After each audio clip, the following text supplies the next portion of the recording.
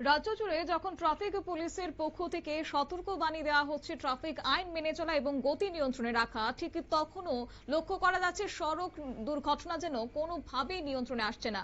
তারই রূপ আরো একবার উঠে আসলো গতকাল অর্থাৎ সোমবার রাতে তেলিয়ামুড়া থানার অন্তর্গত জারুইলং বাড়ি এলাকায় ঘটে গেছে একটি সড়ক দুর্ঘটনার খবর এবং তাকে কেন্দ্র করে এবার চাঞ্চল্য। প্রমোদ দাস নামে প্রায় 70 বছর বয়সী এক বৃদ্ধ বাইকের ধাক্কাতেই গুরুতরভাবে আহত হয়েছেন।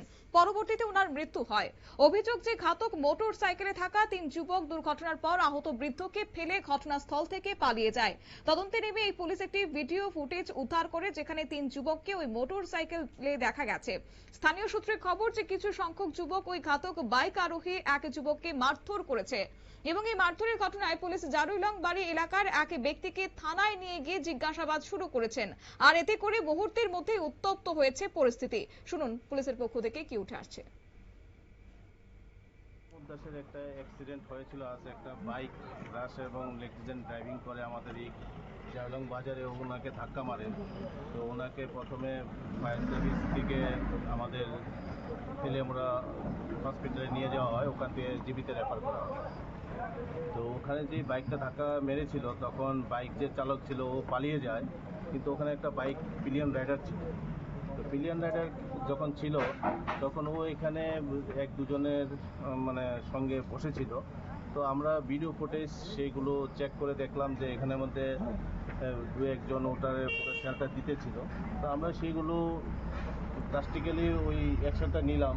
একজনকে ওখানে নিয়ে আমরা যখন কোশ্চেনাইজ করলাম যে যে পিলিয়ন রাইডার ওই ছবিটা আমাদের লাগবে, সেই ছবিটা আমাদের হাতে এসছে, কিন্তু তদন্তের স্বার্থে আমরা কিছু বলছি না এখন, কারণ হয়তো বা লোকালি হবে, কেউ বলতে চাইছে না। But that will be establish, আমার মানে বিশ্বাস আছে আমাদের। তো এই জন্য এনাদেরকে কথা বললাম, যেহেতু আমরা সমস্ত কিছু পেয়ে গেছি, প্রথমেই দিতে পারতো আমাদেরকে সেই ভিডিও ফুটেজ বা ফটোগুলো। ঘটনার প্রসঙ্গে তেলিয়ামুড়া থানার ওসি জয়ন্ত কুমার দে তিনি জানিয়েছেন যে দুর্ঘটনার তদন্ত চলছে, প্রকৃত দোষীদের চিহ্নিত করে আইনি ব্যবস্থা নেওয়া হবে। অন্যদিকে এই পরিস্থিতি এমন পর্যায়ে পৌঁছেছিল সে সময় যে অ্যাম্বুলেন্সকেও ফিরে যেতে বাধ্য হয়েছে। অভিযোগ এও রয়েছে যে সেখানে বড় প্রশ্ন উঠে আসছে পুলিশের ভূমিকা নিয়ে।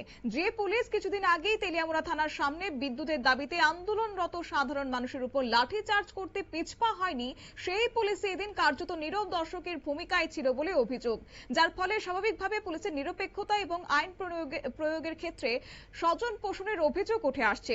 যাই হোক, এখন লক্ষণীয় বিষয় হচ্ছে এই ঘটনার আদৌ কুলকিনারা হয় কিনা। নিয়ে নিচ্ছি ছোট্ট একটি বিজ্ঞাপন বিরতির, সঙ্গে থাকুন।